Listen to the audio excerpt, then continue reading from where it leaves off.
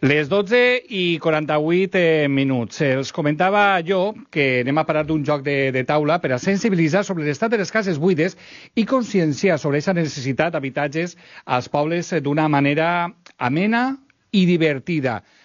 Quina casa és el nom d'aquest joc que ens porta, anava a dir en la butxaca, però no, perquè en la butxaca no cap aquest joc de taula. Tècnic de l'Oficina d'Habitatge del Rural, del CDR la Safor, Marc Fuster, molt bona vesprada. Bona vesprada. Bueno, els que estan veient-nos en Facebook, en la pàgina de Facebook Grupo Radio Gandia, i els que també mos veuen en Telesafor, estaran veient així perquè has vingut en el joc Quina casa és? Edició Terrateig. Edició Terrateig, efectivament. I això significa que s'ha fet expressament pensant en el poble de Terrateig. Sí. De què va la cosa? La cosa sorgeix perquè van fer un estudi de caracterització del parc d'habitatges de Terrateig, Terrateig, Rugat i Aielo de Rugat, perquè generalment a través de l'Institut Nacional d'Estadística sí que pots obtindre dades de municipis de més de 1.000 habitants, però de menys de 1.000 habitants no n'hi ha. L'Institut Nacional d'Estadística ho trau a partir del consum d'electricitat i ahir pots saber aproximadament quin és el volum d'habitatges buits als pobles. En general de la comarca sí que hem sigut capaços d'aquestes dades de l'INE traure que estem al voltant d'un 20%, però els pobles més xicotets no és habitual tindre aquestes dades, aleshores vam fer un treball d'investigació a partir del que podíem observar pel carrer i consultar al veïnat sobre les cases, en quin estat es troben les cases del poble. I això ho vam recollir en un mapa que després vam fer un xicotet dossier explicatiu de la investigació en el que un poc podien observar que en el centre històric la majoria de les cases estaven buides. Aleshores vam pensar per a traslladar aquests resultats al veïnat de poder-ho fer a través del joc. És una mena de qui és qui, no? El de les cares, que coneixem tot el món. I ahí estan les fotografies que feu de les cases en una de les parts de la targeta i es tracta de mirant, fer preguntes. Preguntes és complicat, no? No, és molt fàcil. Així tenim un tauler, però en realitat són dos taulers i cadascú té el seu joc, com el qui és qui. Sí. Aleshores, cadascú té un personatge, una casa, que això també va ser part del treball, ficar-li noms a les cases. D'eixa forma, la gent major també traslladava records a la gent jove que participava en l'activitat. Ahir vivia la carnissera, així vivia no sé qui, saps? O sigui que ja memòria també posar-la en valor. En aquest cas no tenim les targetes en el nom perquè això va ser la prèvia per fer el treball previ en el veïnat. El juego piloto. Exacte.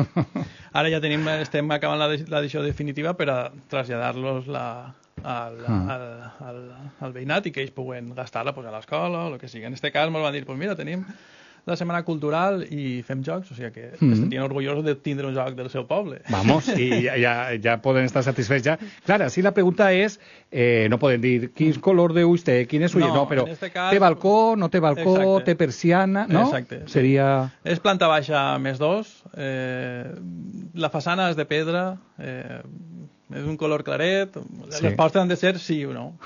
I m'agrada allò que has dit de juntar a diverses generacions per fer el traslladar, no? El que són aquestes cases que formen part de la història del poble. Sí, clar, perquè si una casa està habitada, doncs dius, així viu tal o és que no sé qui, però si no viu ningú, quina casa és?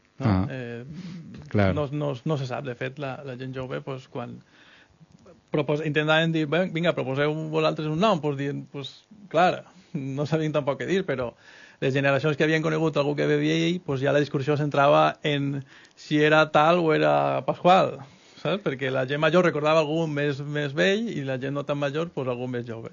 Anem a recordar, perquè hem fet més d'una xerradeta de lo que és totes les línies de treball, no? Del CDR Safor, de cara al que és mantindre viva aquestes cases, mantindre's vives en els pobles, que no desapareguen, que és un treball que aneu fent, aneu avançant, no? Al respecte. Sí, Una part és conèixer l'estat del parc d'habitatges dels pobles, per això és investigació. Una altra part és sensibilitzar sobre la problemàtica a través de jocs com estos. I una altra part és proposar mesures a poder revertir la situació. I en aquest sentit la nostra proposta passa per la custòdia immobiliària, que es basa en la cessió de les cases a canvi d'una millora. I, de fet, ja comptem... Això no ha dit, com va la cosa? Bé, doncs ara, pel 2026, comptem altra volta en el recolzament de la Diputació en la idea de poder traure una experiència pilot, perquè fins ara hem sigut capaços de, sobre el paper, fer un esbós de l'itinerari que podríem seguir per a que al final una casa dins dels temes de la custòdia immobiliària es mobilitze. I ara ens queda almenys traure un pilot i veure quins són els punts de millora per a d'alguna forma escalar-ho i que puguem tindre també aquest recurs. Anem a escoltar, perquè m'agrada la banda sonora d'este joc de taula. Quina casa és? Té un balcó al primer pis, la porta principal té persiana. Quina casa és? Endevina la casa que has... Bueno, ahí está. Endevina la casa que has de trobar. Bueno, hem de dir que estem parlant d'aquest programa, Habitatge Rural, projectes pilot per al seu alliberament i rehabilitació, que està coordinat per COCEDER i executat per vosaltres, el CEDER Rasafort, i està finançat pel Ministeri de Drets Socials, Consum i Agenda 2030 per tal de promoure i implementar els objectius d'aquesta Agenda 2030. Marc, moltes gràcies per dur-nos tot este comboi de diversió, però per a mantindre viva la història de cadascuna de les vivendes dels nostres pobles. Gràcies a vosaltres. Un plaer, gràcies. Les 12:56, anem a qui